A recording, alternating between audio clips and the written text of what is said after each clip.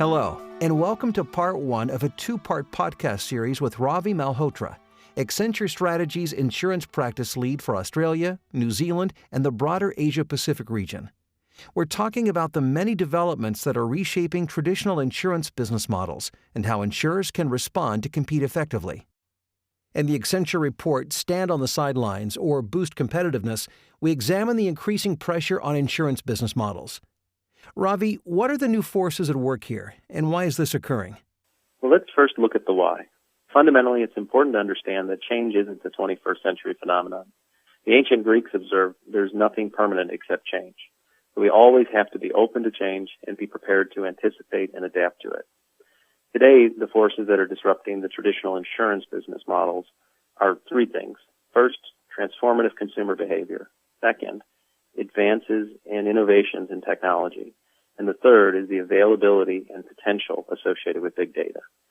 These forces are also giving rise to a new breed of competition, and some of these competitors are coming from outside the traditional industry boundaries and include companies such as Google, Walmart, and IKEA. What impact can we expect these forces to have on insurance business models?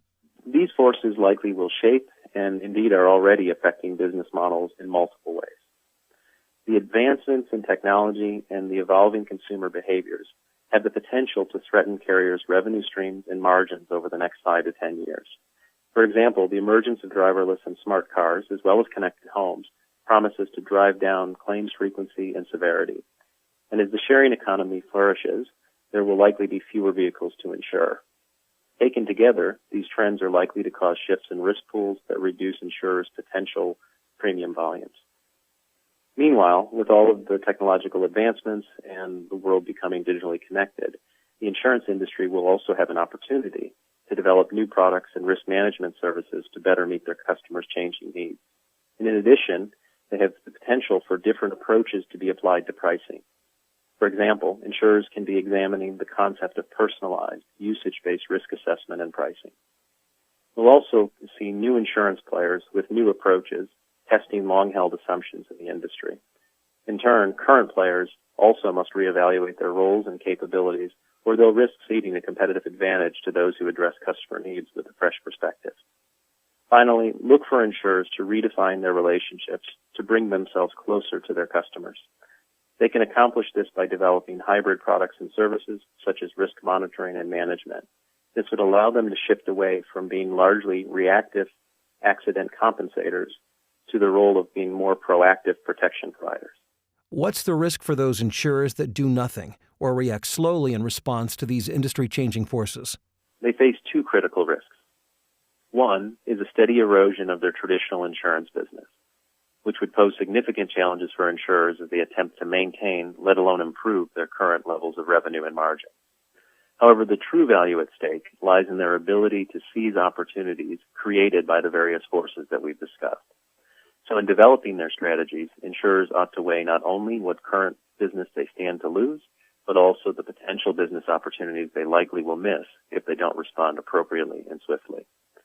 The pace of change will only increase, so insurers must move quickly to both protect their current profit pools and to seize opportunities that are new.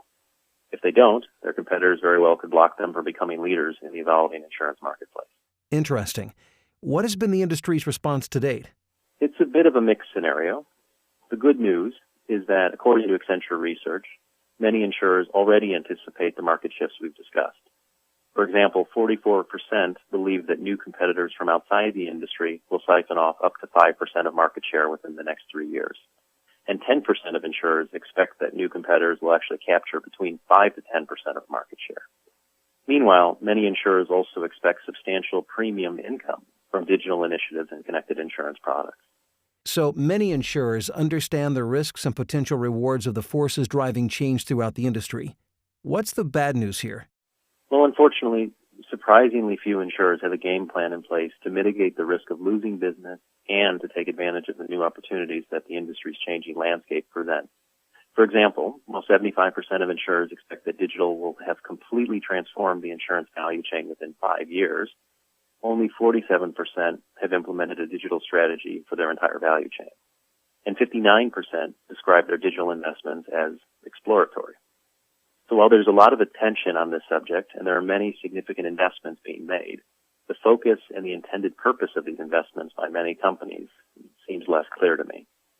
And in the words of the ancient Chinese philosopher, if you do not change direction, you may end up where you're heading. Ravi, it's been a pleasure speaking with you. Thank you. The pleasure was all mine. You've been listening to Ravi Malhotra, Accenture Strategies Insurance Practice Lead for Australia, New Zealand, and the broader Asia-Pacific region.